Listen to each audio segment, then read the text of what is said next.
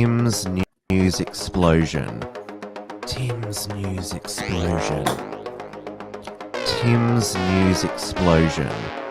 Tim's news explosion. Tim's news explosion. Tim's news explosion. Tim's news explosion. Tim's news explosion.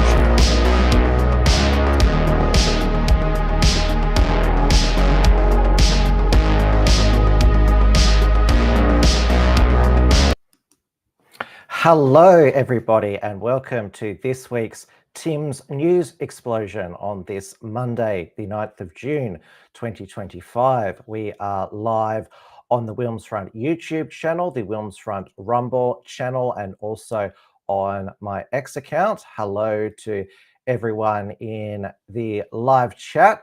It is 8:30 p.m. here in Melbourne, Victoria, where we could be about 10 years behind Los Angeles, California, with, we have Antifa on various weekends run riot through the Melbourne CBD, enabled by Victoria Police and the state government.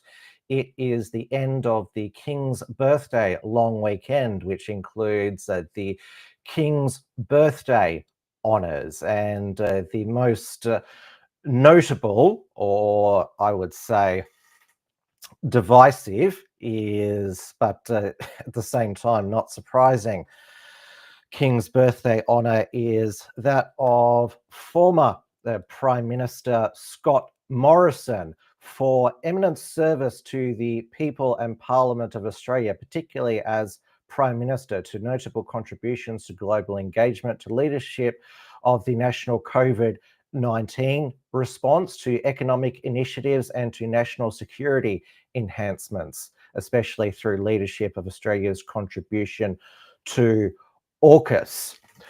Now, it's the fact that the Order of Australia Council believed that he demonstrated leadership of the national COVID-19 response. Of course, it wasn't a national response. The state governments basically did their own thing, and it was particularly here in Victoria with Dan Andrews' 6 COVID lockdowns and vaccine mandates. So Scott Morrison has been given the highest in the Order of Australia, the Companion of the Order of Australia, which Dan Andrews has already been given. And it seems that we're no different from the UK in this regard, in basically giving politicians these honours for simply doing their job, or in the case of Dan Andrews or Scott Morrison, not doing their job particularly well. And now I won't bore you with the full list of because there's different levels of the Order of Australia. So it goes Companion of the Order of Australia, AC, then goes down to Officer, which is AO, and then Member, which is AM, and then there's the Medal, which is OAM. So the other most notable Companion of the Order of Australia was Director Baz Luhrmann and his wife, Catherine Martin. And now I'm glad that we only briefly had knights and dames come back in Australia during the Tony Abbott's prime ministership. Well, when he decided to give a knighthood to Prince Philip, that was the beginning of the end of his prime ministership. And even when he, on reflection, after the Liberal Party had Party Room orchestrated a coup against him, he still didn't admit that was a mistake, neither did his chief of staff, Peter Credlin. I mean, so at least then we don't have Sir Scott Morrison or Sir Dan Andrews. Like in the UK, there's Tory party ministers such as Dame Priti Patel and Sir Sajid Javid. I mean, they all get a gong. And the most recent that has been, well, it hasn't been officially, but has been leaked, is there's going to be Sir David Beckham, which means there's going to be Lady Posh Spice. Now, it wouldn't have been a long weekend, or a weekend for that matter, in Melbourne without a machete. Well, I wouldn't. It's attack is when I say attack, I mean that some local youth gangs decided to organize a machete fight in a shopping center. This time it was at Caroline Springs Square in Melbourne's west. The shopping centre had to be thrown into lockdown. This was Nine News' coverage on the Saturday evening. Caroline Springs Shopping Centre has been forced into lockdown after a brawl broke out between machete-wielding teens. As Julia Passarelli reports, it comes after the Victorian government banned the sale of the weapons. Inside a suburban shopping centre, violence erupts. Machete-wielding teens clash in Caroline Springs as workers scramble to shut their doors to protect themselves from harm. I feel so scared, like my heartbeat go, because I just quickly go and shut the cafe and tell my other staff, don't go leave. They just pull down from their bag, their backpack, and then a long knife like machete, and then they just fighting. Can't believe it did happen. Shoppers also caught up in the chaos just after 6:30 last night. We're going into lockdown because someone has a machete. Now we are under the lockdown procedure. Please shut down the show doors. Up to 6 boys were involved in the brawl. They all fled before police arrived. They were in and they were out very, very promptly. I was extremely terrified. They all were like with the same attire, black, and covering the face. Can't recognise who they are. This comes less than 2 weeks after rival gangs fought inside Northland Shopping Centre.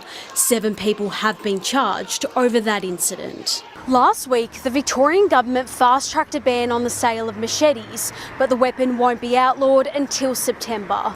While workers here have welcomed the change, they say more needs to be done to stop violence in shopping centres. I think government should do something, like we have like tough rules or law, I mean, that to prevent that happen in future. Yeah, for shopping and for customers. Live to Julia Passarelli in Caroline Springs. Julia, police are expected to increase patrols in the area. They are, Pete. Shoppers can expect to see an increased police presence here over the next few days. Investigators are continuing to hunt for those involved in last night's fight and are yet to make any arrests. The shopping centre says it's actively working with police to assist with their investigation. Pete. Thank you, Julia, for that report. Now, at this rate, we will need PSO's protective service officers at shopping centres. They're mainly at police stations. They were rolled out, I think, under the Bellew Liberal government in the early 2010s. Now, they're not real police officers, but they look like real police officers and have guns there. It's getting to that point. Now, in that Nine News report, pretty much every witness that they interviewed was either Asian or Indian. So it's a very diverse area. And so it is other migrant groups who are being affected by this youth gang. You heard some of them say, this is very scary.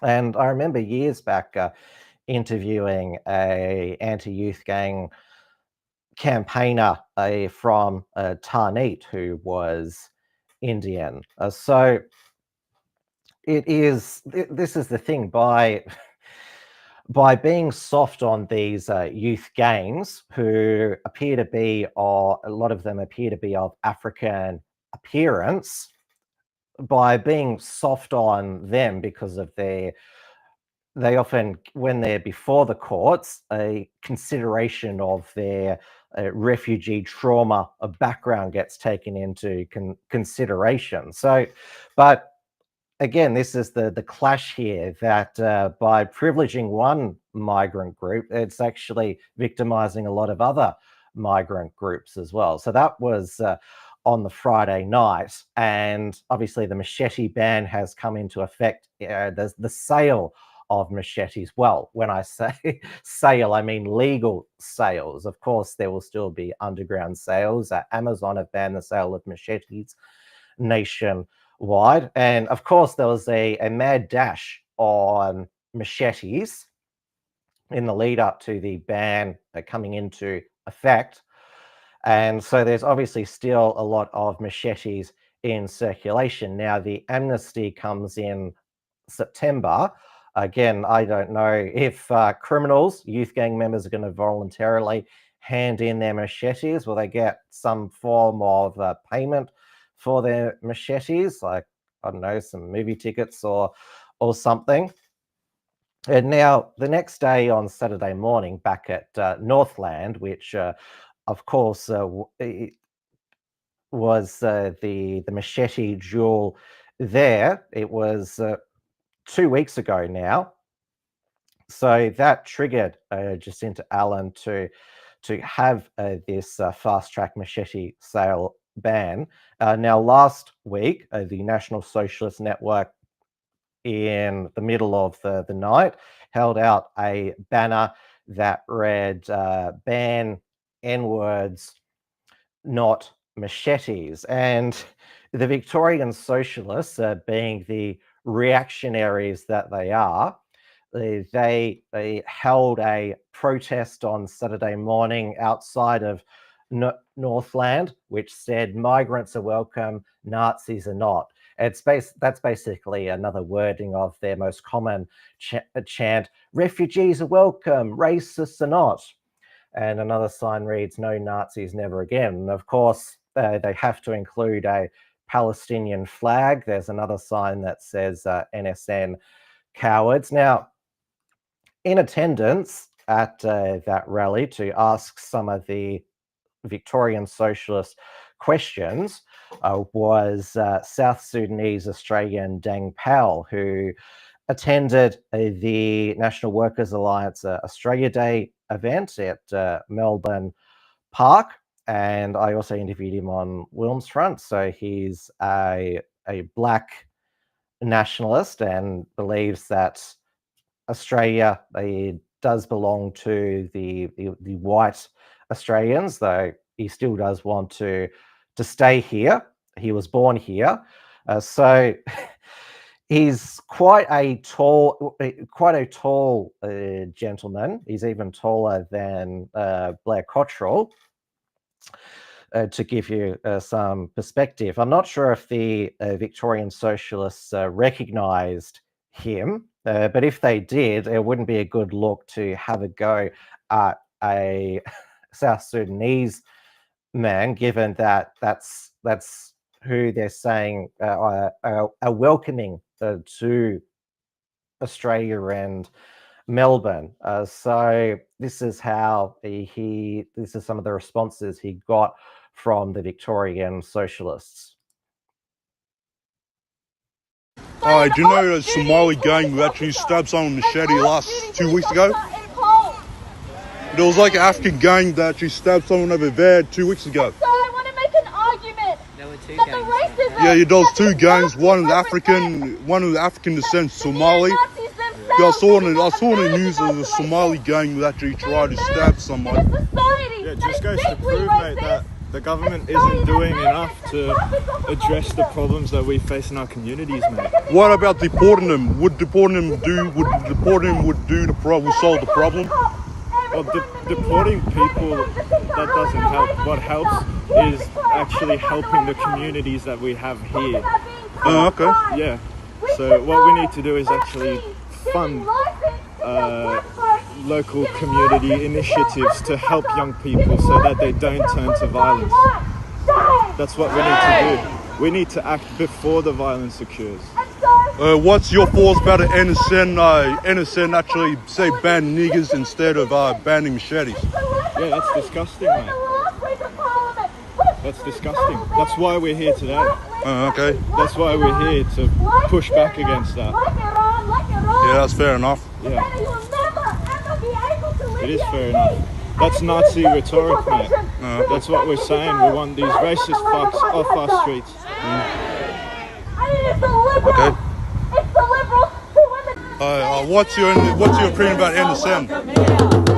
What's the innocent about it? What's your opinion about innocent say ban niggers instead of banning machetes?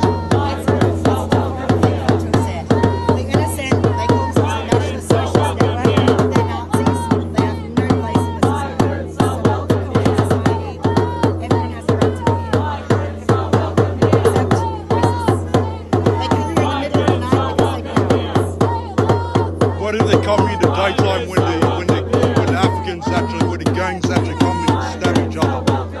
I've never seen any kind of it's a beautiful, loving, very multicultural, very beautiful community. So do you think we should deport the criminals, African criminals? I don't think that anyone should be deported without any due process. That's a silly question. Okay. So what's your opinion about innocent? Of the NSN? Yeah, innocent, yeah. Oh, the National Socialist Network? Yeah, they were done protests over here last week.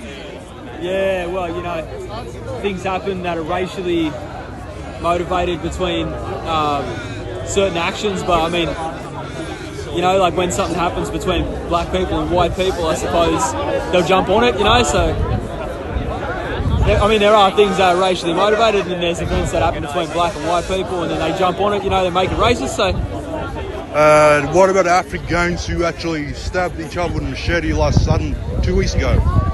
Yeah, oh yeah, that's horrible, yeah, African gangs, bro, yeah. You know, like, we should be doing more as a society to deal with that, I think, yeah.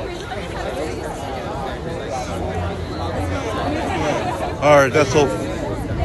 I've been banned. I've been told to leave by police, all because I was asking the leftists some questions about niggers in the niggers stabbing each other in Northland Shopping Center, and asking a few questions, you know. And the police told me just to fucking leave. Like, what the fuck? Yeah, if Channel 9 were there, Victoria Police wouldn't tell them to leave because that would be a violation of freedom of the press. But dang, as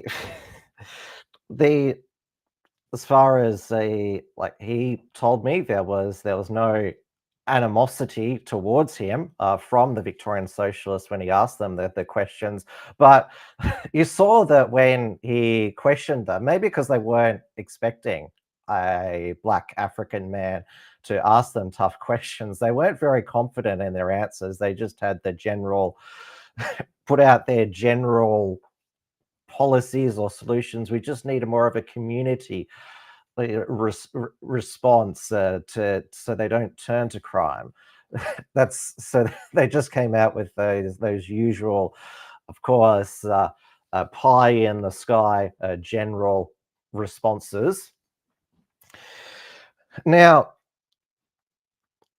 these youth gangs, they're using machetes, not guns, but in the Victorian Liberal Party room, there was a feature in the Australian Financial Review on Saturday where an anonymous Victorian Liberal MP fantasised about shooting a number of his colleagues. So he said, "Don't ask me how you change that culture. I've got no fucking idea, except to say that if I had a gun with a number of bullets in it, I'd be shooting a number of colleagues at the minute and just ridding the party of that cancer they are inflicting on the place," one MP said. "Political bullets, not actual bullets. I'm not being violent here, but that's how strongly I feel. We're on the edge of the cliff at the minute." So it's escalated in the Victorian Liberal Party from political knives to political loaded guns. And this is another quote from a Liberal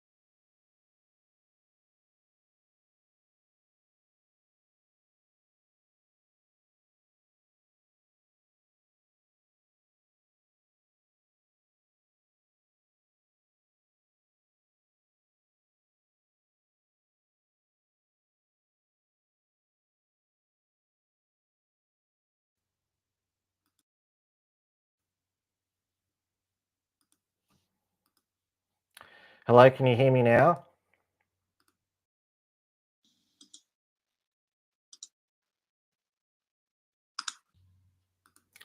Can you hear me now? Can everyone hear me now?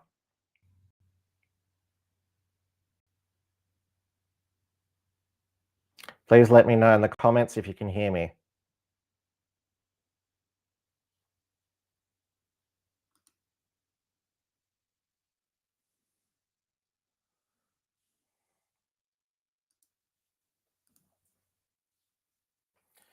Excellent. I'll start back here.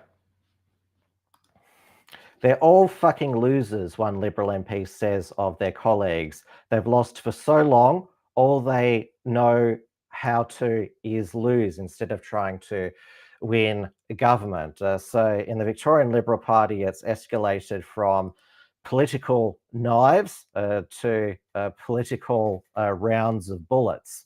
And now John Prosciutto last Friday was issued with a bankruptcy notice from Moira Deeming, and he has to come up with the 2.3 million he owes her in legal fees since he was found to have defamed her by the federal court judgment last year.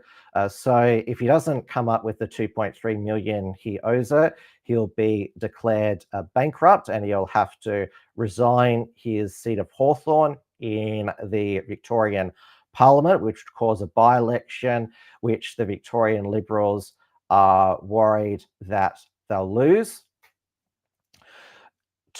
because it falls within the federal electorate of Kooyong, which is held by Teal independent Monique Ryan. So they're scared they would lose that, and it would also cost the party money. So former Victorian Premier Jeff Kennedy is trying to get the party to bail John Prosciutto out. So the reason why this is the Victorian Liberals have imploded even more than they have in the past, despite the Allen government facing this youth gang crisis, and a lot of them, despite her so-called tough bail laws, are immediately being released back onto the streets.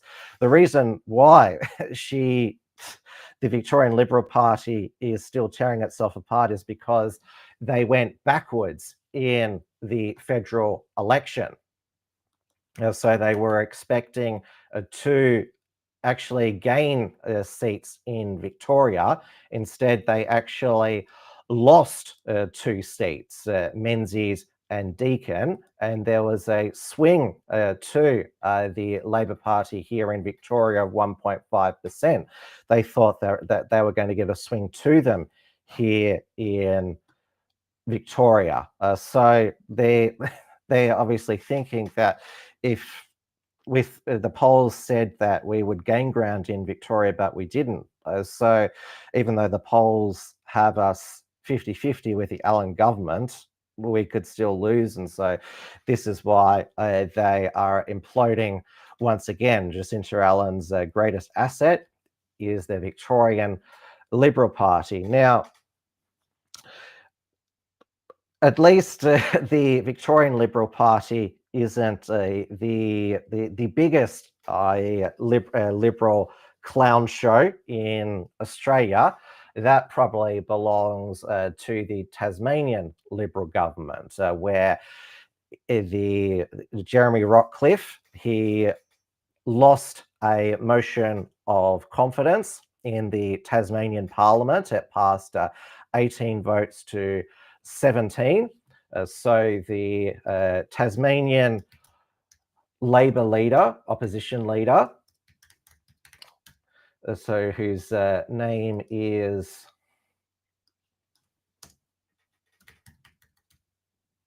Dean Winter, he got 3 of the independents and the Greens to support him. So this means that Tasmanians will go to the polls in July, another election after 16 months of this government. So Tasmania has a maximum of 4-year terms, but it has had a series of early elections, mainly due to Liberal MPs in the government leaving to become independent. So there was an early election in 2021 under the previous Liberal Premier, Peter Gutwein, who, sealed Tasmania off from the mainland during COVID. He resigned, then Jeremy Rockliff took over, called an early election in March 2024. Now, the reason for the vote of no confidence was because of the recently delivered Tasmanian state budget, which we had during the federal election campaign. The federal Liberal Party tell us we are the better economic managers because we just are. Well, the Tasmanian state budget deficit for 2025-26 is 1 billion. That is of an island that only has 500,000 people. And the state's net debt is also projected to be 7.3 billion in 2025-26. So you compare that to Victoria, which has 14 times the size. That's a huge debt for a tiny state. And there has been a huge blowout in its Spirit of Tasmania ferry replacement project. So the ships have been over budget and have been over time. And also the new ferries, they need a new berth in Devonport, where the Spirit of Tasmania docks. So the latest, there's been another blowout. So the berth, another 122 million. So the berth infrastructure is now to cost 493 million. So that's up from an estimate last year of 375 million. And also in the lead up to the state budget, the Tasmanian Devils Stadium in Hobart in Macquarie Point, which the AFL through there have, it's basically the agreement they have with the Tasmanian state government is basically blackmail, unless the Tasmanian state government builds this Rolls-Royce stadium holding 25,000 people with a roof on it. I mean, only one other AFL stadium has a roof on it, and that's Dockland Stadium in Melbourne. So it was originally going to cost 715 million, and the federal government was going to kick in as well, given the AFL with all of its millions and billions that it has in assets. Surely they can pay for it, but of course their logic is, well, why would we do that when we can just blackmail the people of Tasmania and the government to fund it? Otherwise, you're not getting a football team. And the AFL, they launched the Tasmanian Devils Football Club in the middle of the last state election campaign, basically saying to the Tasmanian people, if you vote for politicians from the Greens or the Jackie Lambie network who are against the stadium, you won't get an AFL team. And they managed to get the AFL, half the state, 250,000, to sign up for a inaugural membership. Now, the team is supposed to enter the competition in 2028. The state government needs to pass legislation to get get the state finance for the stadium, it has to pass the lower house, the House of Assembly, 35 members. Now, the Tasmanian House of Assembly is elected via proportional representation.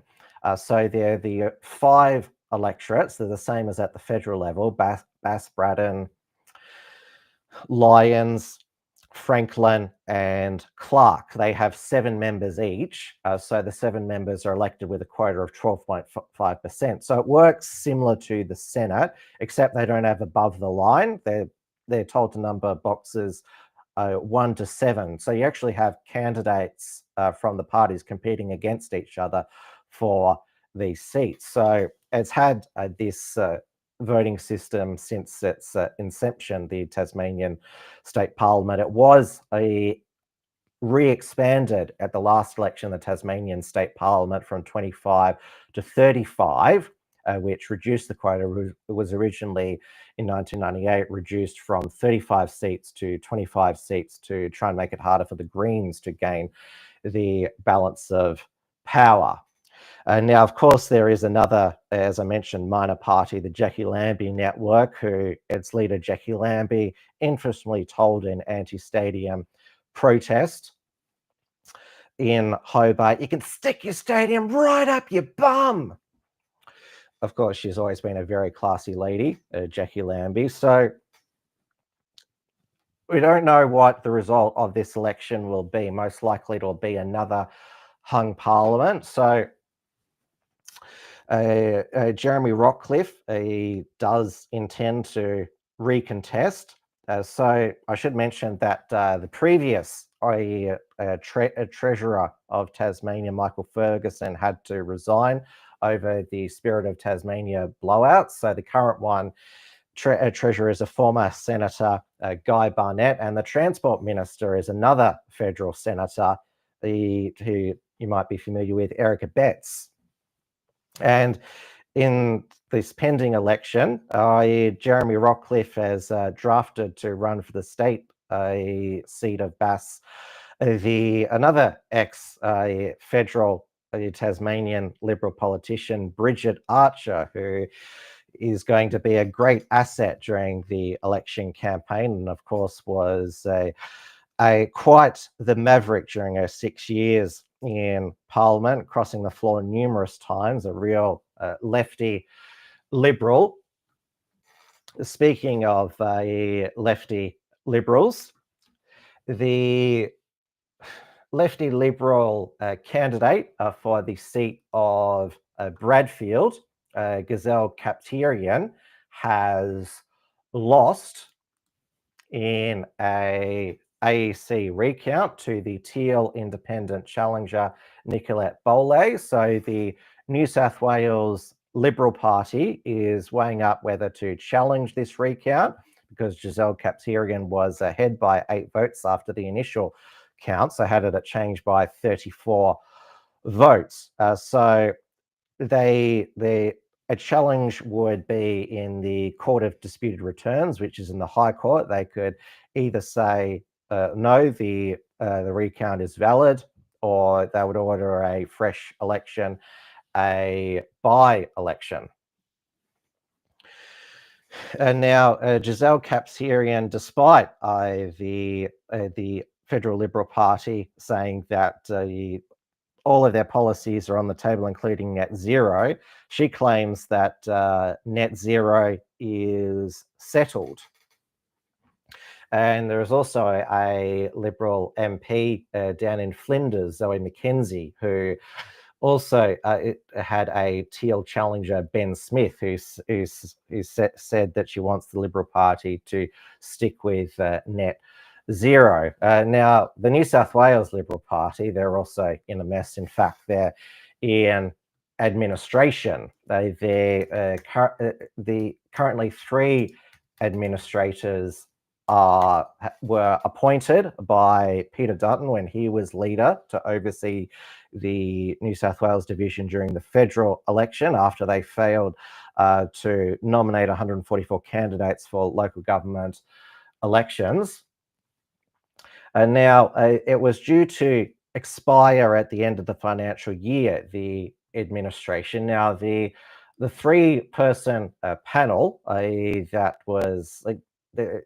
is administering the party, it contains two Victorians, Alan Stockdale and Richard Alston, who are both former federal Liberal Party presidents. And there's also a former New South Wales Liberal MP, Peter Seaton, on the panel. Now, Alan Stockdale, he is basically ensured that, the federal executive of the Liberal Party, certainly under the direction of Susan Ley, who is a New South Wales Liberal MP, and the factional Hack MP, who helped get the leadership over fellow New South Wales MP Angus Taylor, Alex Hawke, would very much like to be back, wield his factional power in the New South Wales Liberal Party once again. So Alan Stockdale he said it was made in jest. I said that the Liberal Party, he told the New South Wales Liberal Women's Council that there's already a sufficiently assertive women in the party, and that they may have to have quotas to protect men's involvement in pre-selection. And so he has been piled on by Susan Ley and other Liberal women, including the coalition partners, the Nationals' most senior woman, Bridget McKenzie. So he's basically ensured that the administration will end, and that they want to be able to rewrite the New South Wales Constitution. And that's certainly, I think, after what Alan Stockdale said, won't happen. I mean, and of course, what will work against them is that they're men in their 80s. And so the argument will be, how can we have these two old fuddy-duddies write our modern New South Wales Liberal Constitution? Now, going back to Susan Ley, she has changed her reason for why she added an extra S to her name. So she was born S-U-S-A-N, and she told a journalist over a decade ago that she added the extra S, S-U-S-S-A-N, after discovering numerology from a life coach that would lead her to live an exciting life. But in an interview with Tom Elliott on 3AW, she said that was incorrect, that she was just making a joke. It's funny when they want to walk away from something, whether it be Alan Stockdale or Susan Ley. They said, oh, what I said was actually a joke. So she claims that she added the extra S during her punk rocker phase in her early 20s. So again, how are we supposed to believe Susan Ley when she has a position on something if there are conflicting accounts of why she added the extra S in her name? We know that she once had a private members bill to ban live animal exports. She's now in favor of live animal exports. The rest of that interview with Tom Elliott, again, it was just a whole bunch of motherhood statements. Nathan Swinton says she added the extra S because she's an acolyte of the big man. Yeah, I saw those SS memes going around. It's definitely not that. Now, let's turn to, well, the best news of today. Now, we'd only heard rumors from Channel 10 that the project was set for the axe. Now it is official. So the project will be ending on June the 27th. This is the best news a lot of us have had in a while. Now, New Zealand axed their project 2 years ago, so they were ahead of us in this regard. So now, Network 10, obviously axing this program, it will cut costs, but it's going to be replaced by a new national current affairs program called Behind the Lines, which will be hosted by pericarditis Pfizer vaccine injured Denham Hitchcock. And how does Channel 10 know that people will watch that? Because not many people are watching Network 10 at the moment. So how do they know that this will work? And I'll tell you what would probably get people watching if Denham Hitchcock's first story was about vaccine injuries. And we had this week the Australian government no longer recommend any COVID vaccines for healthy individuals under the age of 18. So the guideline now states COVID-19 vaccine is not recommended for healthy infants, children, or adolescents who do not have medical conditions that increase the risk of severe illness.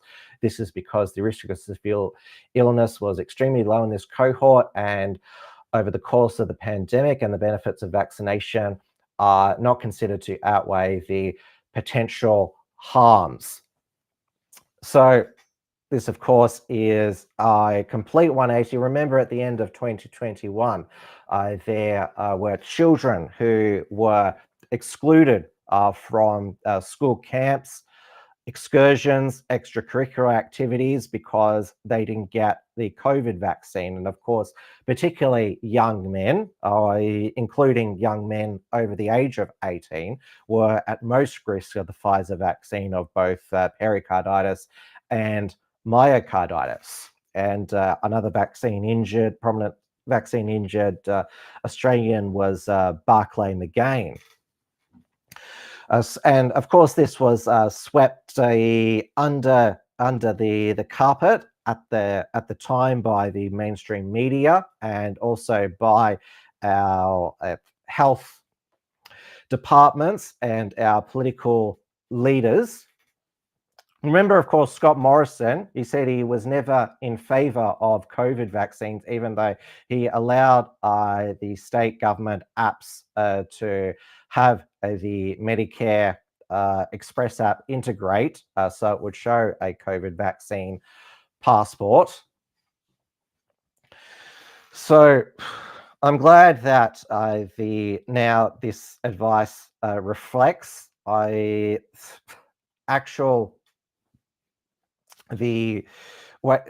up the actual risk versus benefit when it comes to the COVID vaccine. But again, it was very clear from 2021 when the hospital wards were filling up with vaccine injured, and the fact that we're getting a lot of rewriting of history, a lot of commentators are saying, school closures were so bad. The same people who were advocating for them back in 2020, 2021. Now, going back to the Federal Liberal Party, they say that all their policies are up for review, but Susan Ley, when she was elected leader, again, even though she had supported Palestinian statehood in the past and said that any visit to the occupied territories it left you very troubled. She did a 180 when she took a trip to Israel. I don't know if that was paid by Israel. And she said that she still one of her one of her centerpieces of her leadership would be calling out the Albanese government over its overseeing a decline in Australia's cohesion and Jewish Australians feeling less safe. So she's full support of Israel Zionism 100%. And despite the fact that the Liberal Party at the federal election only won one of the four Jewish dominated electorates in Australia, that being Goldstein, they are still 100% supportive of Israel's interest, it seems, over Australia's interest. And there was I saw a statement by the Liberals' new Home Affairs spokesman, Andrew Hastie, asking for an explanation from the Home Affairs Department because this Israeli tech speaker, Hilaire Flood, has been denied a visa to tour Australia under Section 128 of the Migration Act 1958 due to being viewed as a threat to the health, safety and good order of Australians. He was due to speak at events for the Magnum David Adom in Sydney and Melbourne to raise money for the medical organisation's new facility in Levum in southern Israel. So the Department of Home Affairs told him his visa was cancelled due to fears he would use the platform to incite hatred against particular segments of the community, namely the Islamic community. So Sky News Zionism After Dark has been talking about this non-stop, saying that it's a suppression of free speech, and Tony Burke is placating the Muslims in his Western Sydney electorate of Watson. And seeing a clip, I don't know too much about him, this tech influencer, Khaled Flood, but the one video that I did see is that his position is that Israel always acts proportionately and is actually that it's restraint in Gaza. So he's basically that Israel is 100% right all of the time, and it actually doesn't go as far as it probably could, and also believes that all of the reports of the Israeli targeting civilians in Gaza, it's all Hamas propaganda. So no one under the Liberal Party of Australia is defending him. And again, didn't the Liberal Party say we will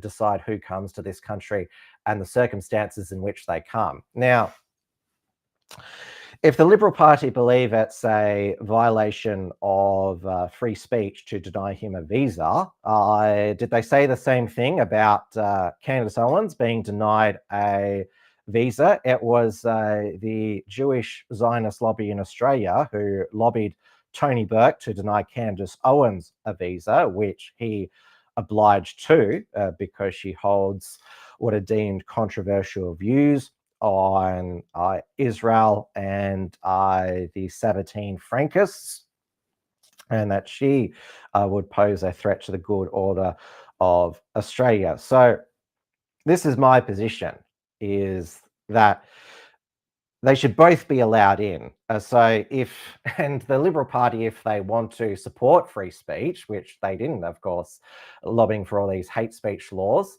in the previous Parliament, if you believe that Khaled Flood should be allowed in because on free speech grounds, then so should Candace Owens. But it seems that this is a case of, for the Jewish Zionist lobby, what goes around comes around. I mean, you lobbied for Candace Owens to not be allowed because she would inflame. So Tony Burke has done the same with somebody who is on your side. So hypocrisy. And now the United States ambassador to Israel has decided to, Mike Huckabee, the former governor of Arkansas, has decided to get involved in this and demand an explanation from Australia. And so Sky News After Dark saying that this will be raised by Donald Trump at the sidelines of the G7 in Canada, where Anthony Albanese will have his first face-to-face meeting with Donald Trump. So Anthony Albanese and so have the Liberals condemned and all of Trump's tariffs on Australia, the 10% across the board tariff and the doubling 50% aluminium and steel tariffs. Keir Starmer managed to negotiate a partial exemption from those steel and aluminium tariffs in exchange for allowing British beef to be exported to the United States. Now, Anthony Albanese said US beef to be exported to Britain.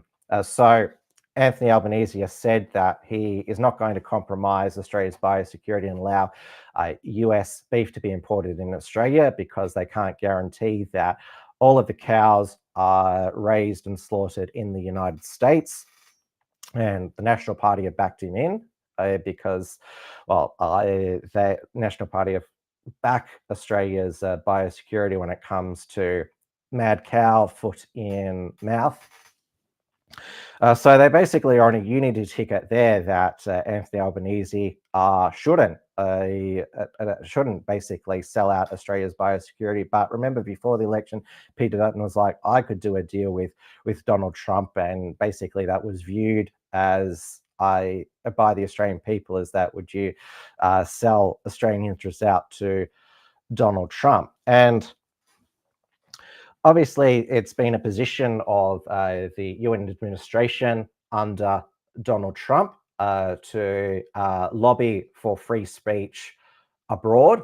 So Marco Rubio, this is what he posted a couple of weeks ago on X. For too long, Americans have been fined, harassed, and even charged by foreign authorities for exercising their free speech rights. Today, I'm announcing a new visa restriction policy that will apply to foreign officials and persons who are complicit in censoring Americans. Free speech is essential to the American way of life, a birthright over which foreign governments have no authority. Foreigners who seek to undermine the rights of Americans should not enjoy the privilege of traveling to our country. Whether in Latin America, Europe, or elsewhere, the days of passive treatment for those who work to undermine the rights of Americans are over. So that means that Anthony Albanese might not even get an invitation to visit Donald Trump in the White House. Now, as you know, I support free speech 100%. But I also don't agree with other countries imposing their values on other nations. And obviously, one of I found the refreshing Trump. What was refreshing when Donald Trump was running for president is that he was against US involvement in foreign wars, and he's obviously wanting to try and end the Russia-Ukraine war. If he can't negotiate a ceasefire between Russia and Ukraine, Ukraine just had a massive drone attack on the Russia's Black Sea fleet. So Donald Trump, though, he has basically said that if there can't be a ceasefire, we'll just walk away and withdraw our funding, which obviously it is way, way worse to bomb and invade a country, a foreign country, to try and change it when it doesn't want to change. I mean, look at how unsuccessful, obviously, the US invasions of Iraq and Afghanistan were, and how basically, Afghanistan is under the rule of the Taliban again, and Iraq is basically slipping back into tyrannical Sharia law. So, and again, sanctions they're basically obviously they're not bombs, but they, again, like tariffs, they are also an act of economic self-harm. So obviously, it is right for the United States to advocate for the free speech of its citizens to be respected, and it should determine who comes into each country and the circumstances in which they come as well. And that is what the Trump administration was elected to do, to deport those millions of illegals who had come in from the southern border. So Trump appointed border czar Tom Holman. He was asked, well, what about birthright citizenship? Are you going to rip families apart and deport their parents? He said, well, we want to keep families together, so we'll deport them all.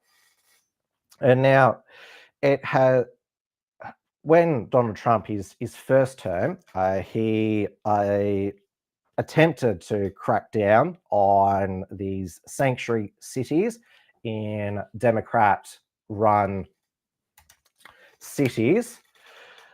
Now, of course, all illegal immigrants are criminals. I mean, entering a country illegally is a criminal act.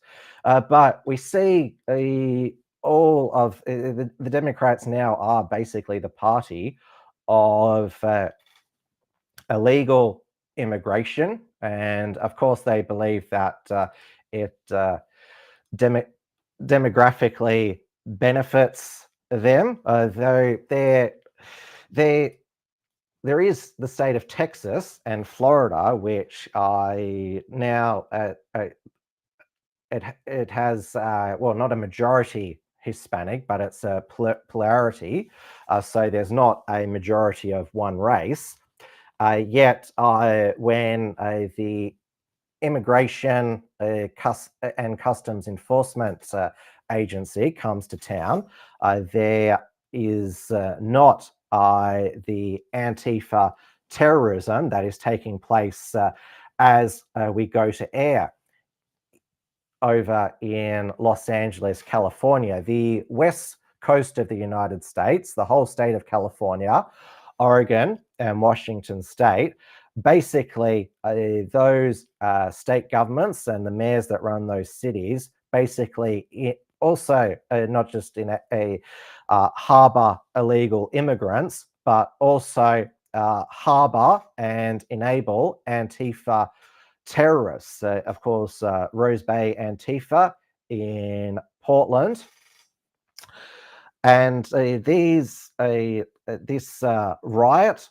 by these Antifa terrorists in Los Angeles is, well, the violence and threats of violence against ICE agents are now spreading to those other West Coast cities.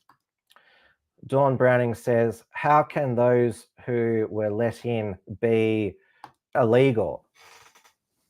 Well, this is why the 40 million need to return, apparently. Well, this is why you're speaking their language, Dawn. This is why they prefer to use the term, the Democrats, undocumented. So they're not illegal, they're just undocumented. They didn't come in with the proper paperwork. This is, of course, the spin that they put on. And a country which can't control its borders, it basically is on the path to become a lawless country. And these riots in Los Angeles have been enabled by the mayor, Karen Bass. Of course, you remember her from the Los Angeles wildfires, who's got that creepy smile. I think she might be the next villain in the Smile 3 movie. And of course, the governor, Gavin Newsom, Gruesome Newsom, or as Donald Trump calls him, Newscum. Governor Newsom and Mayor Bass should apologize to the people of Los Angeles for the absolutely horrible job they've done. This now includes the ongoing LA riots. These are not protesters. These are troublemakers and insurrectionists. Remember, no masks. And also, Trump posted, a once great American city, Los Angeles has been invaded and occupied by illegal aliens and criminals. Now, violent insurrectionist mobs are swarming to attack our federal agents to try and stop our deportation operations. But these lawless riots only strengthen our resolve. I am directing Secretary of Homeland Security Kristi Noem, Secretary of Defense Pete Hegseth, and Attorney General Pam Bondi, in coordination with all other relevant departments and agencies, to take such action necessary to liberate Los Angeles from the migrant invasion and put an end to the migrant riots. Order will be restored and illegals will be expelled and Los Angeles will be set free. Thank you for your attention to this matter. Now, Donald Trump has federalized the California National Guard, which is his authority under federal law. And last time it was done was in 1965.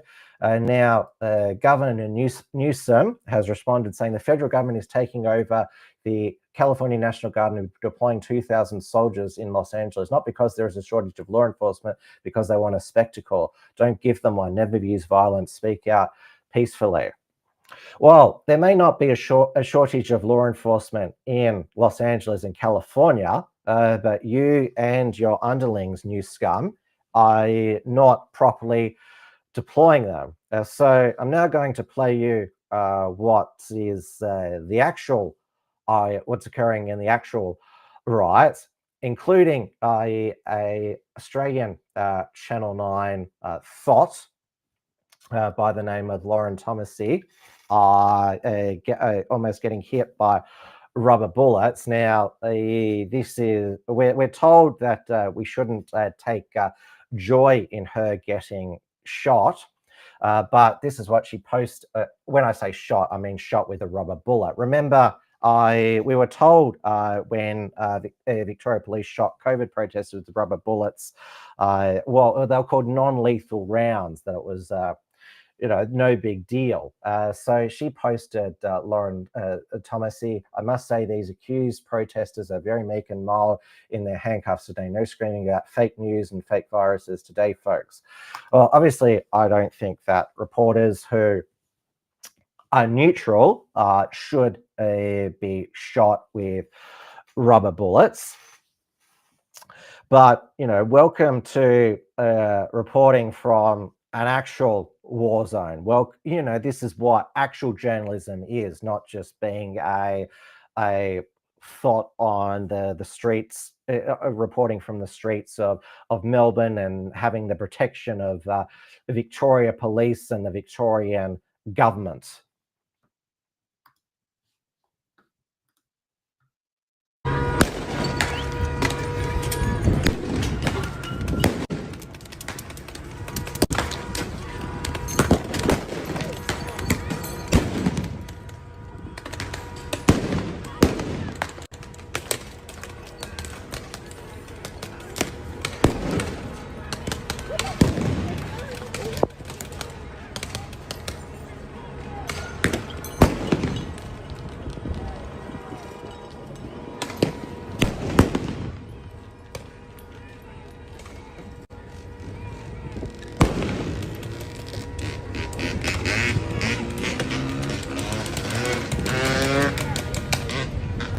Doesn't look mostly peaceful to me.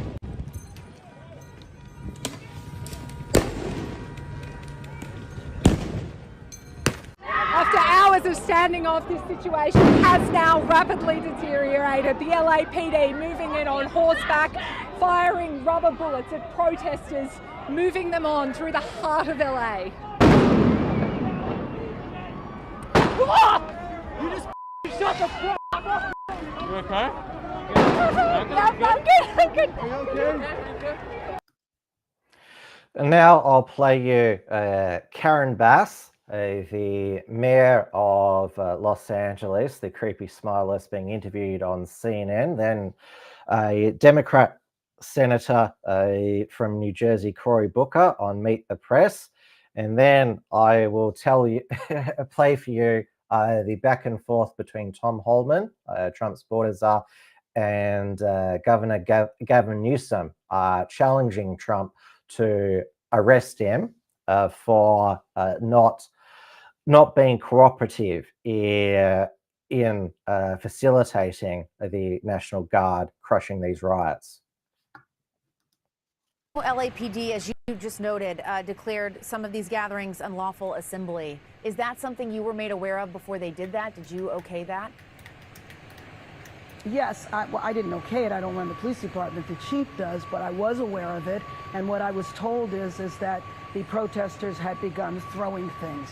So to me, it is most important that everybody be allowed to exercise their First Amendment right, but it absolutely has to be done peacefully.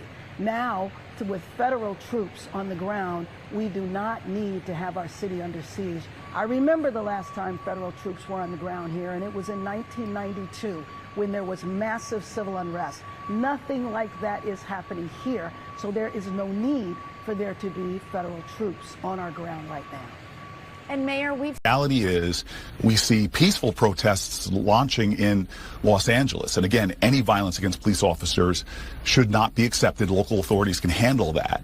But remember, a lot of these peaceful protests are being generated because the President of the United States is sowing chaos and confusion by arresting people who are showing up for their immigration hearings, who are trying to abide by the law.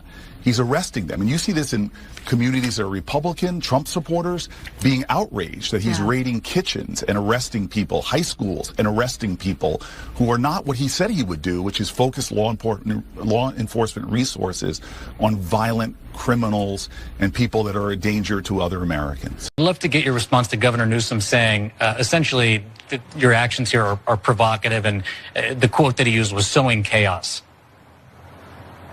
Look, Governor Newsom's an embarrassment for the state. That, you know, he's the one that's feeding this mantra. He supports sanctuary cities. He supports sanctuary laws.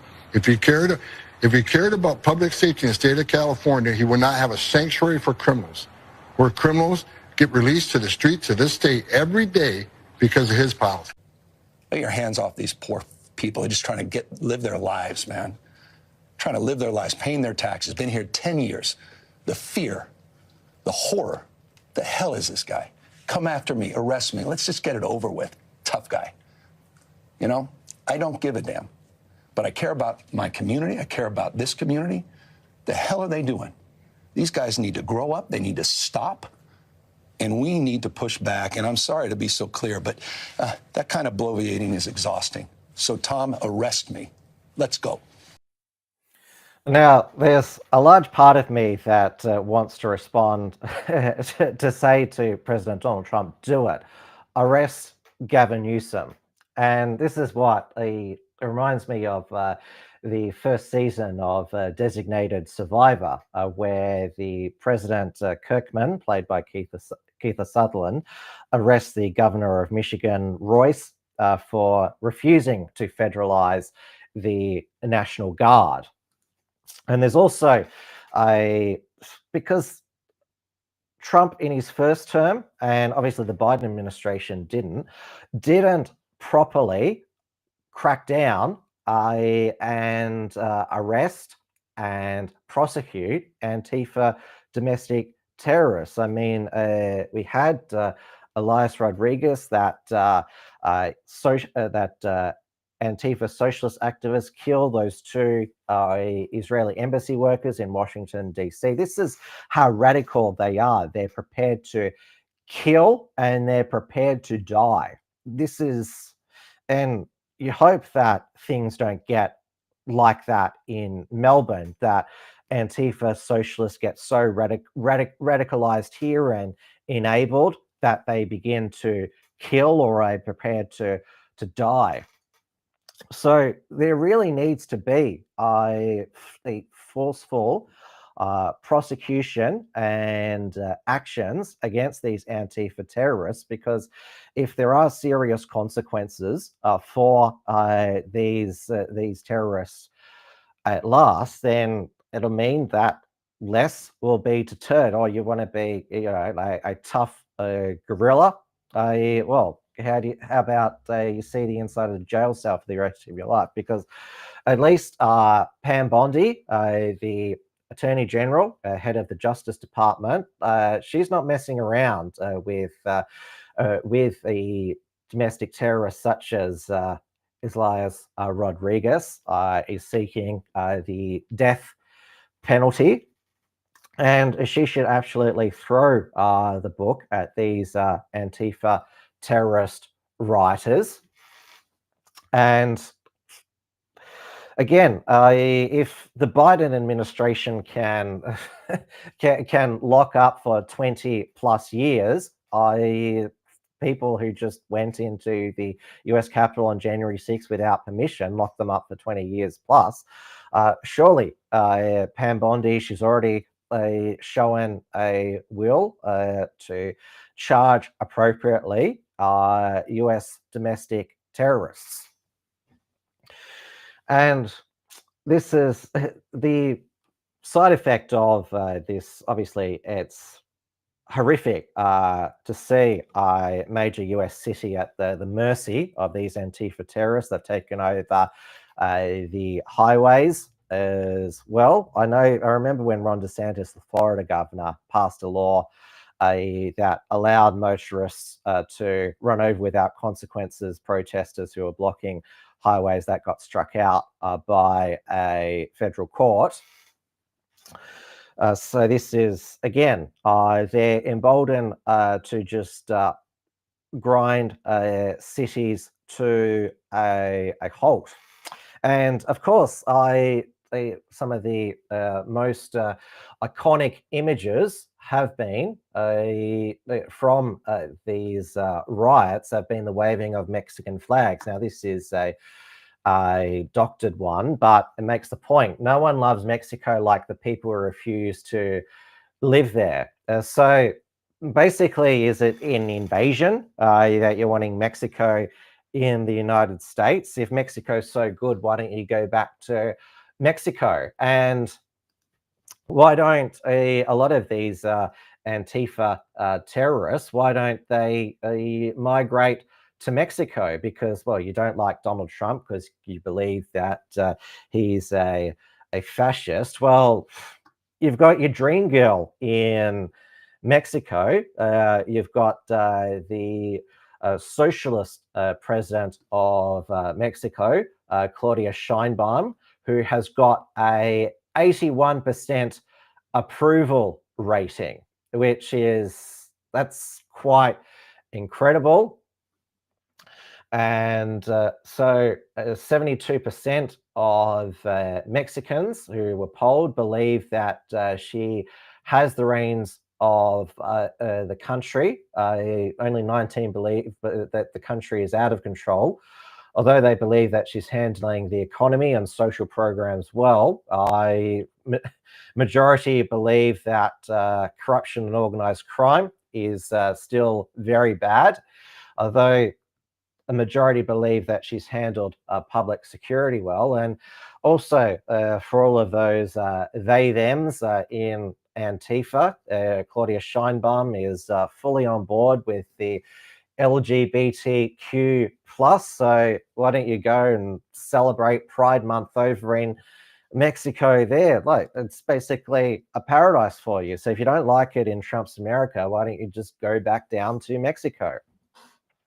Now, going to the point that I was going to make, the side effect of the riots has been in LA has been a détente in the Donald Trump, Elon Musk blow up, the end of the bromance, which the New York Post in New York, a News Corp paper, had the best headline: "I hate my ex. Big beautiful breakup. Trump Elon bromance explodes into insults and threats." Now, obviously, Elon, being the owner of X, is using his platform to, well, it all started when Elon Musk called Trump's big beautiful bill a disgusting abomination and urged Republican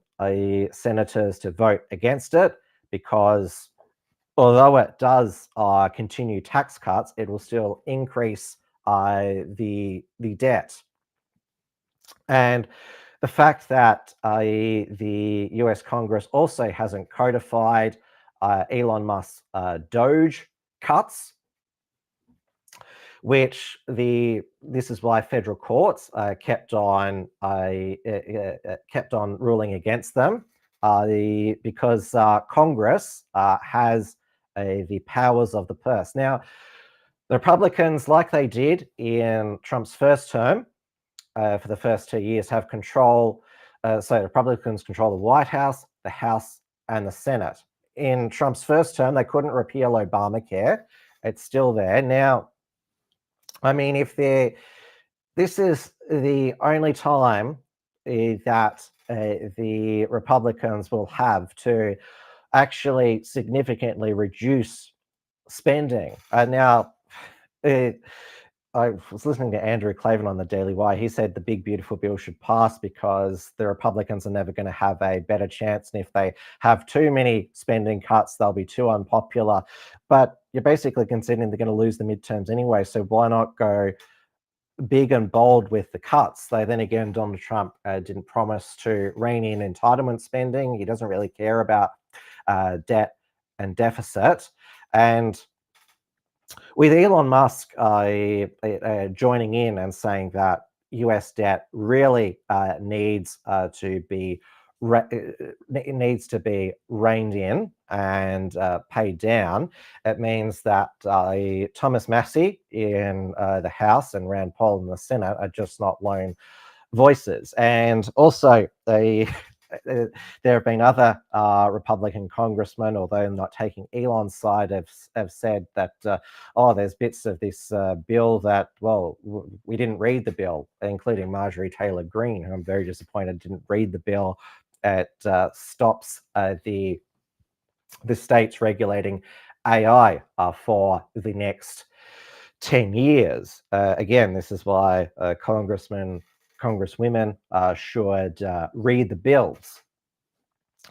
Now, it escalated with, of course, allegations leveled at each other. So this was Donald Trump on Truth Social. The easiest way to save money in our budget, billions and billions of dollars, is to terminate Elon's government subsidies and contracts. I was always surprised that Biden didn't do it. Elon was wearing very thin. I asked him to leave. I took away his EV mandate, forced everyone to buy electric cars and nobody else wanted. He knew for months that I was going to do, and he just went crazy.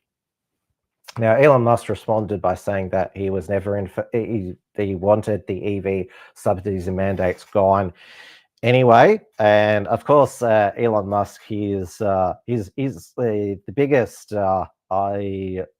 lob that he levied at Trump is that he's in the Epstein files, and this is why they haven't been released by Pam Bondi and Kash Patel and Dan Bongino at the FBI. And now, of course, Trump is in the Epstein files because there's video footage of him hanging out with Jeffrey Epstein and Ghislaine Maxwell. Now, that, of course, doesn't mean that Donald Trump had sex with underage girls. But I believe that, and now Elon Musk has deleted this, I believe that the reason why Elon did this, because he can play a bit of 5D chess as well, is to basically call out the FBI and Pam Bondi's bluff by alleging that Trump's in the Epstein files. It might spur the FBI to actually release the Epstein files to prove that Donald Trump there is no incriminating evidence against him. But then you had ridiculous responses from Peter Navarro, Trump's trade advisor who Musk called dumb as a sack of rocks, who called for Elon Musk to be deported back to South Africa, as did Steve Bannon. I thought it was a bit ironic of Steve Bannon to say that Elon Musk should be deported for criticizing President Trump, given that when Steve Bannon exited the White House, he dumped on Trump in a big way and slagged off the administration when he returned to Breitbart News because he was just clearly was unhinged during that time, actually resigned as the head of Breitbart News, and Trump gave him the nickname Sloppy Steve. Now Steve Bannon is once again a Trump loyalist. So again, I think that Steve Bannon, the irony of him saying that Elon Musk shouldn't criticize Donald Trump. Obviously, Elon Musk, he is a US citizen, so it's a bit difficult, a bit more difficult to deport him. Now, let's turn over to across the Tasman to New Zealand, where its former Prime Minister, Dame Jacinda Ardern, because they still have knights and dames in New Zealand and every bloody former Prime Minister gets one.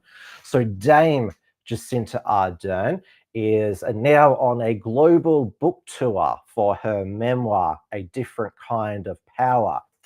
So there's been huge publicity blitz in all of the news online and The Guardian, on our ABC 7:30, a love-in with Sarah Ferguson, similar to the one she did with Hillary Clinton.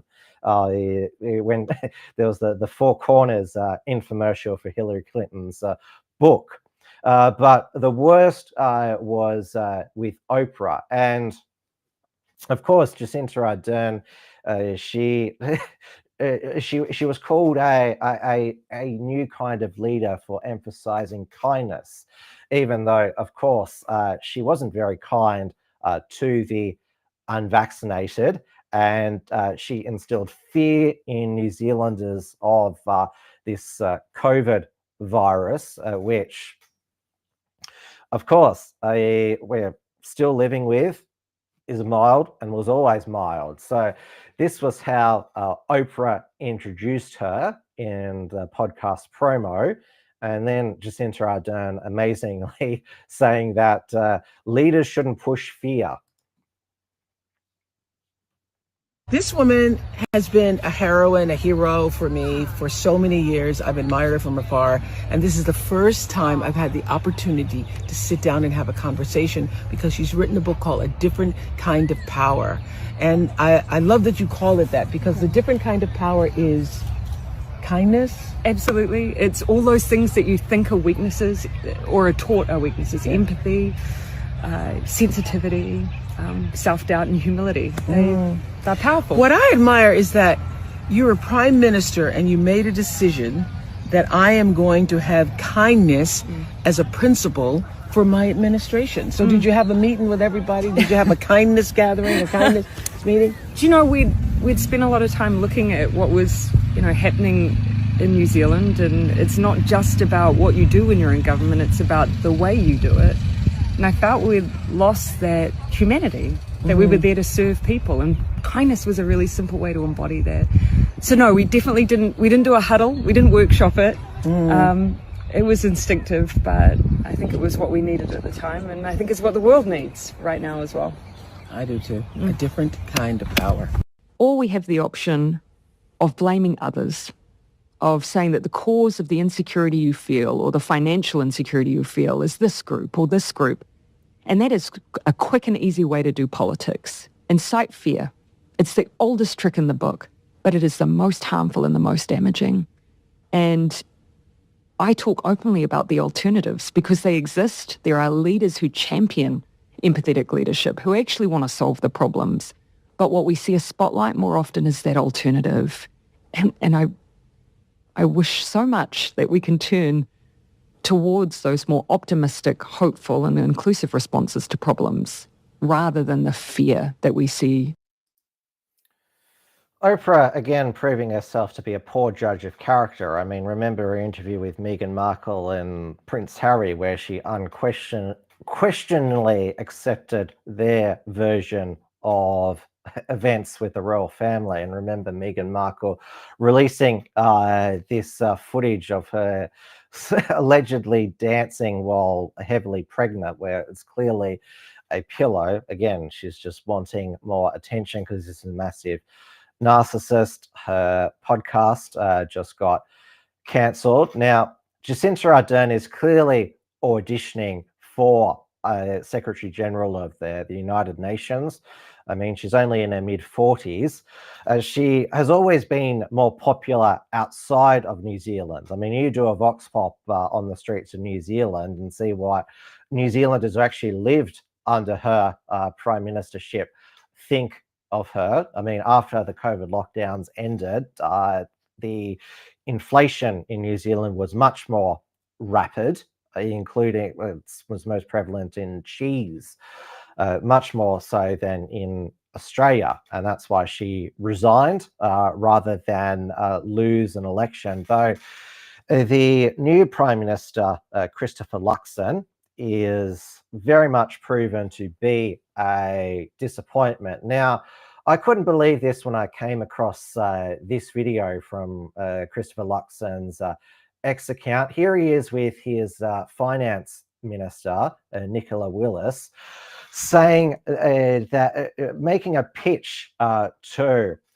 migrant workers all around the world to not only come to New Zealand, but bring your family as well. A whole lot more attractive for skilled workers from overseas. We're excited to announce the Parent Boost Visitor Visa today. And that will help drive our economic growth by incentivising skilled people to come to New Zealand and live, knowing that their parents and their grandparents can join them in New Zealand for extended visits, if they meet the criteria that they must be fit, able to support themselves financially, and have their own health insurance. That's right. I'm super excited that we're announcing Parent Boost today. And I know that many people from different cultures will be celebrating this news. Because when you move countries, the people that you miss the most are your family. Parent Boost gives us the opportunity to reconnect those vital ties and makes it easier to settle and stay in New Zealand. And it's a much fairer system, giving certainty to our communities and clarity over how we make this happen. So, for everyone who has parents living overseas, go onto the Immigration New Zealand website and see how your parents can be eligible to come here for 5 years or even longer. Well, at least our Prime Minister and his cabinet ministers at least pretend that they're focused on reducing mass immigration. But you saw it in New Zealand. The Prime Minister, Christopher Luxon, is like, yeah, rest of the world, you know, come on over. We want you to come here and bring your family as well. Now, that may be because a lot of New Zealanders are now fleeing the country. A lot of them come here. They've got a immigration crisis. So if they're just importing anyone, no wonder New Zealanders who have grown up there are leaving at the first opportunity they get. And again, I think that also just proves that, yeah, immigration is just mass immigration is just a Ponzi scheme for governments. I mean, he clearly believes that it'll pump up his economic numbers. Now, there's been a change in Deputy Prime Minister in New Zealand. So for the first 18 months, New Zealand First leader Winston Peters, he was Deputy Prime Minister, one of the National Party's coalition partner, which Chris Luxon is from. Now the other coalition partner, the ACT Party, its leader, David Seymour, is now Deputy Prime Minister. Now, one of his MPs, Laura McClure, held up a nude deepfake AI image of herself that she had created. Now she blurred it herself.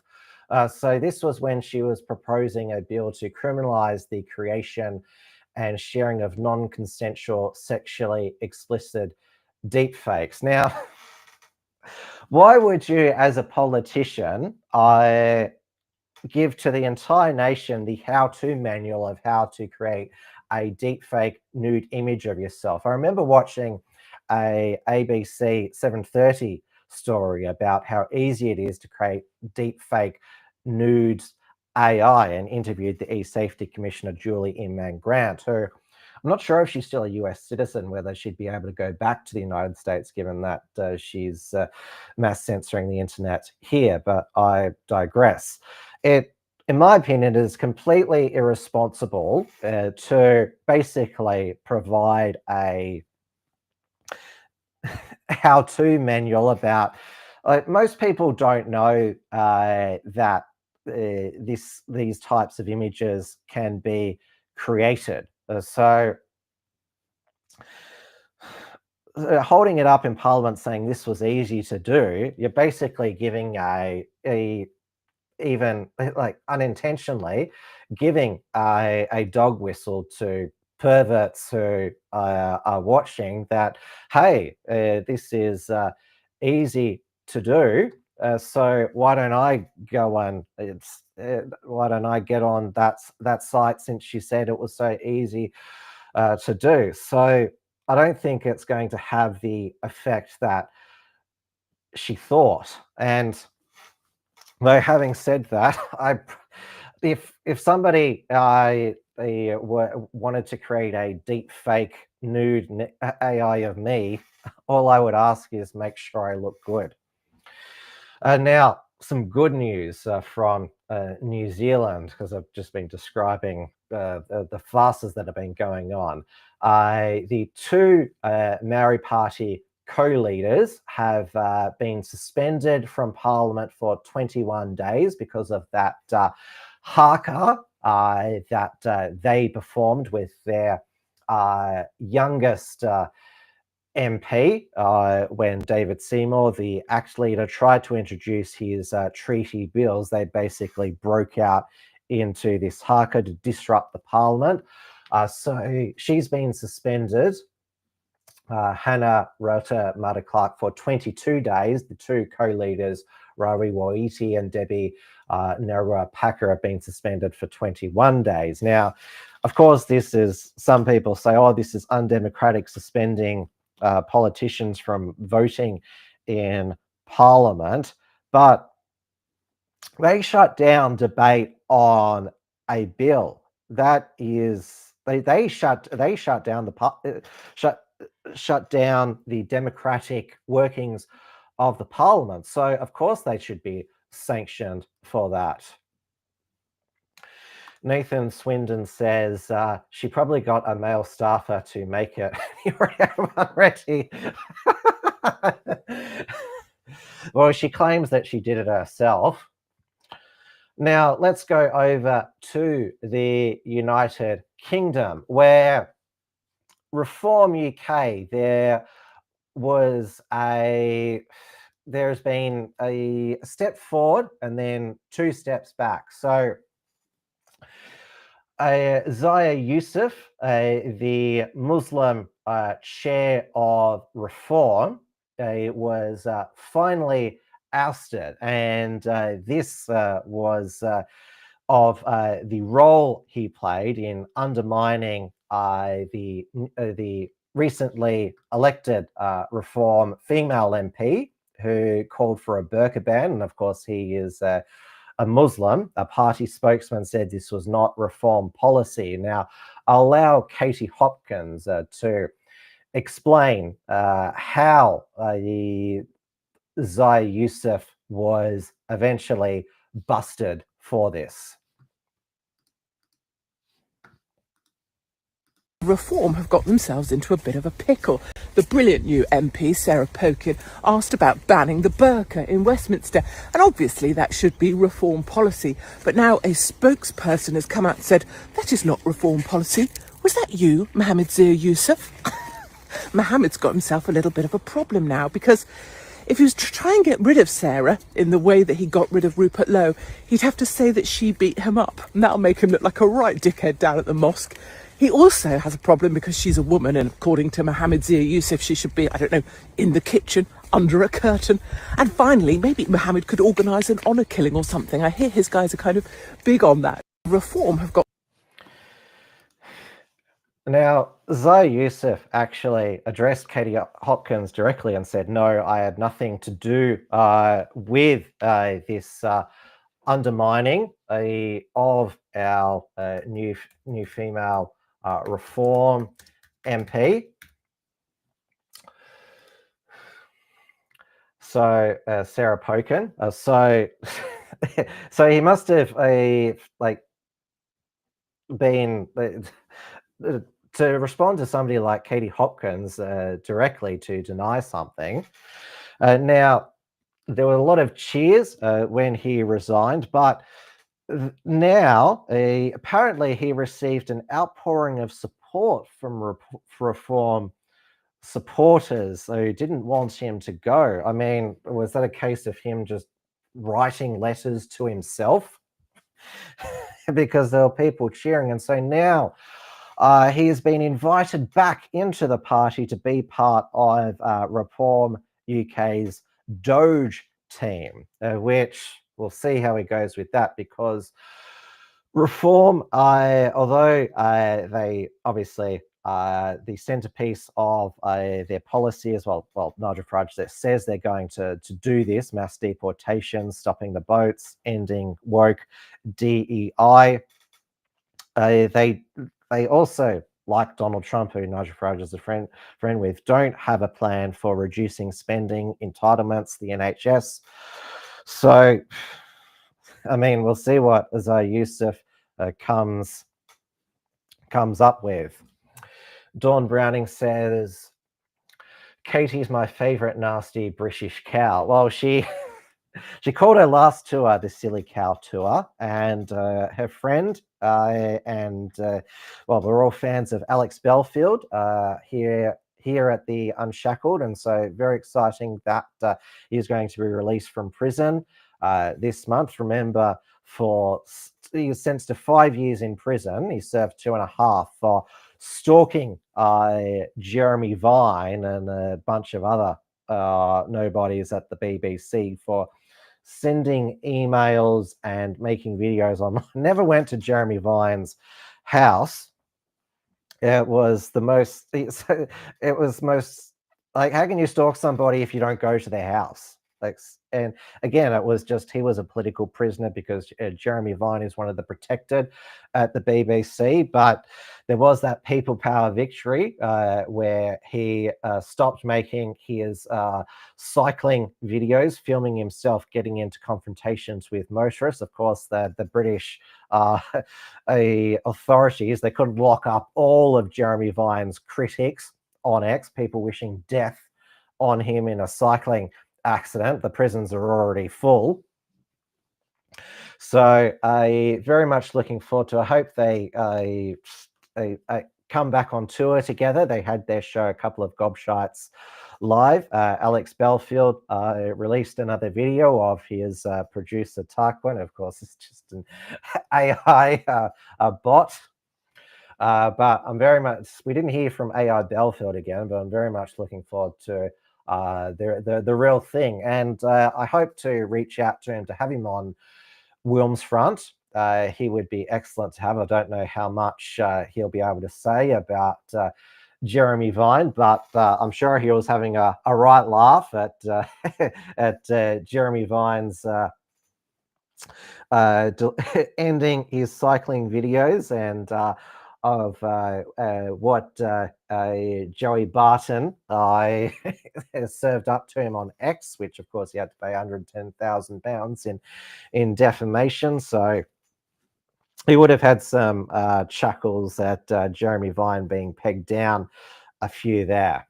All right, that brings us to the end of Tim's News Explosion for another week. Thank you so much for watching once again. And I hope that those who Watched Wilmsfront last night with Paul Motor, host of the WASP Files about the Port Arthur massacre. Enjoyed it. If you didn't catch it, it is available on replay, and also I'll be uploading the Odyssey and podcast version like I do for Tim's News Explosion as well. And as I mentioned, Paul Motor is a longtime friend of Richard Wollstonecroft. I published a report from Tiger Mountain of his on Saturday. The Diddy trial, which it seems the tide's turned against Diddy now. It seems that he's more likely to be found guilty because there is evidence of hush money being paid, which is racketeering, because he's been charged under RICO. And I'll upload another report from Tiger Mountain later this week. I'll let you know when the next Wilmsfront featured interview program is, when I've got it locked in. Remember, I cannot do all of these shows without your support. And, well, if you want to make sure that not only can I bring you more content, but also so I have good tech equipment so there's not the glitches that sometimes are in the show, please consider supporting the Unshackled, either on the unshackled.net, where I publish the Unshackled articles, where we publish the Unshackled articles. So you can take out a bronze $5 per month, silver $10 per month, gold $25 per month, and platinum $50 per month. So yearly bronze $50 per year, silver $100 per year, gold $250 per year, and platinum $500 per year. You can support us over at Substack, which also publish the Unshackled Productions archive and also send out email alerts for Wilmsfront, Tim's News Explosion, reports from Tiger Mountain, and also when we publish a new article on the unshackled.net. So you can support us monthly $5 per month, annual $50 per year, founding member $500 per year, or you can subscribe for free so you get the email alert. So thank you so much for watching. Once again, it's a pretty freezing winter here in Melbourne, Victoria. So my heating bill has significantly increased, even though I was told by Albanese and the state Labor government, the Energy Minister Lily Ambrosio, that renewable is the cheapest form of energy. So I'll get quite the bill shock, I know, with all the heaters going on. It's that bloody cold here. So stay warm, stay safe, stay free. And obviously with what's going on in Melbourne on the weekend, just make sure that you're aware of your surroundings as well. So good night, everybody, and I will see you. Remember, I give a thumbs up, like, comment below, share, and subscribe for the bell for notifications, and I will see you next show. Tim's News Explosion. Tim's News Explosion. Tim's News Explosion. Tim's News Explosion. Tim's News Explosion. Tim's News Explosion. Tim's News Explosion.